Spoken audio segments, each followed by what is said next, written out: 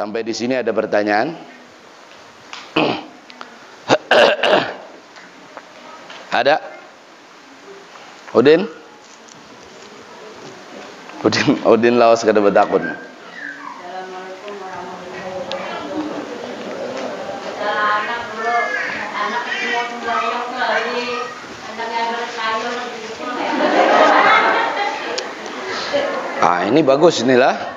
Sebagaimana hadis Nabi lah, suruhlah anak kalian sholat di umur berapa?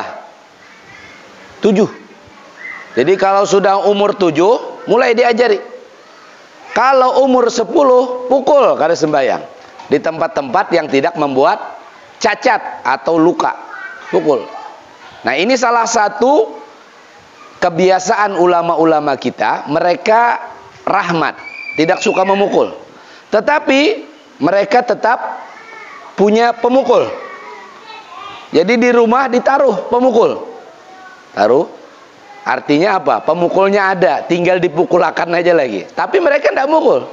Jadi kadang kenanakan kalau melihat sudah pemukulnya begantung, lah, ini mau kada mau, kalau pinata pukulakan bujuran, lah.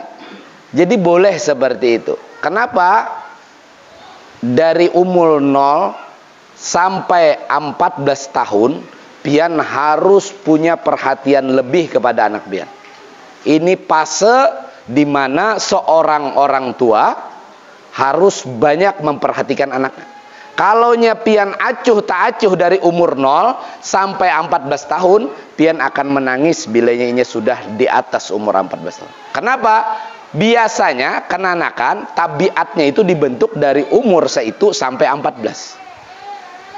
Lah, urusan bahasa simpun, urusan sembahyang, urusan mandi lain sebagainya, itu dari umur 0 tadi sampai 14. Pian harus tertipakan sudah akhlak adabnya.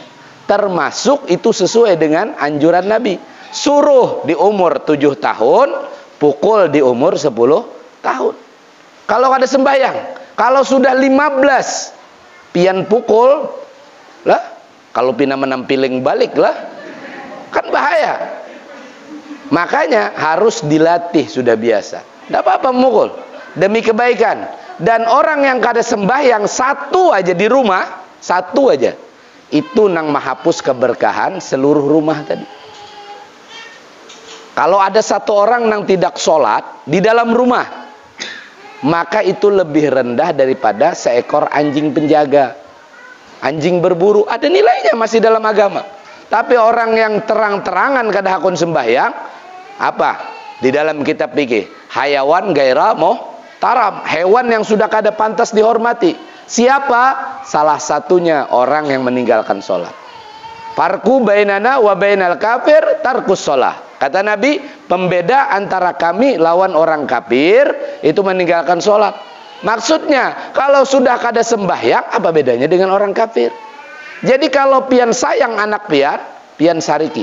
Terutama masih halus tadi. Kalau sudah ganal, lah, itu namanya masa balik sudah.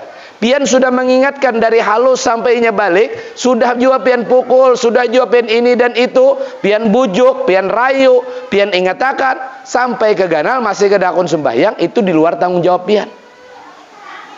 Cuman lah, kita ini setiap kali melakukan maksiat itu perlu pian ingat.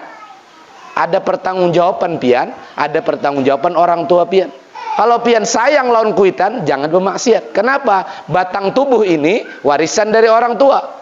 Kalau pian gunakan, mereka bertanggung jawab di hadapan Allah. Jadi ada yang menyekek botol misalkan, lah, nyekek botol minum, lah, nyekek botol minum maksudnya. Maka kalau kada pian tagur, biar itu urusaninya. Tidak gugur kewajiban pian sebagai orang tua. Kalau sudah pian tagur, hanya gugur. Pian ingatakan, hanya gugur. Bentuk kasih sayang pian sampai kapanpun pian tetap mengingatkan. Dan salah satu dosa besar, yaitu setelah syirik lah, salah satunya adalah meninggalkan sholat. Kira-kira pantas kada kuitan marah? Hah? Pantas apa kada orang tua sarik anak-anak kada sembahyang? Pantas.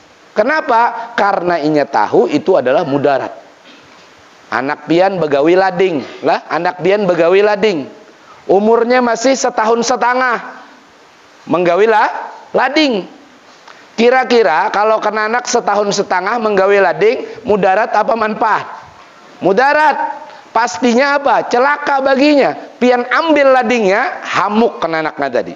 Kira-kira ini sayang anak apa kada? Secara zohir anak hamuk gadung. Tahu pian hamuk gadung lah?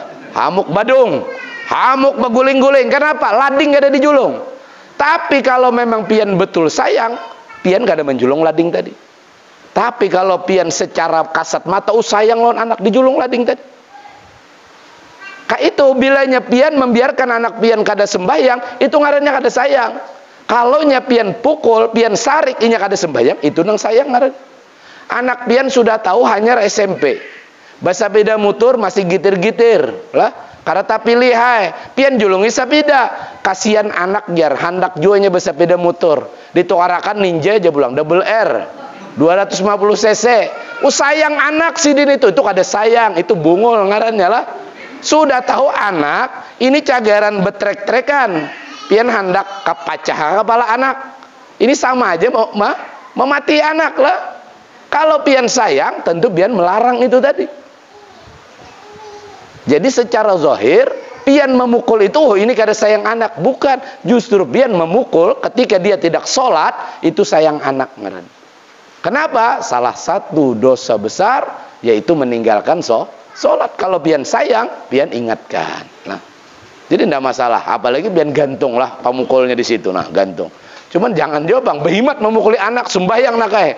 Imbah memukuli, abah bang ada sembahyang, abah nih uyuh, jelah. Nah ini luput lah, abah uyuh, jelah. Ini lain sudah. Kalau sudah alasan abah uyuh nih.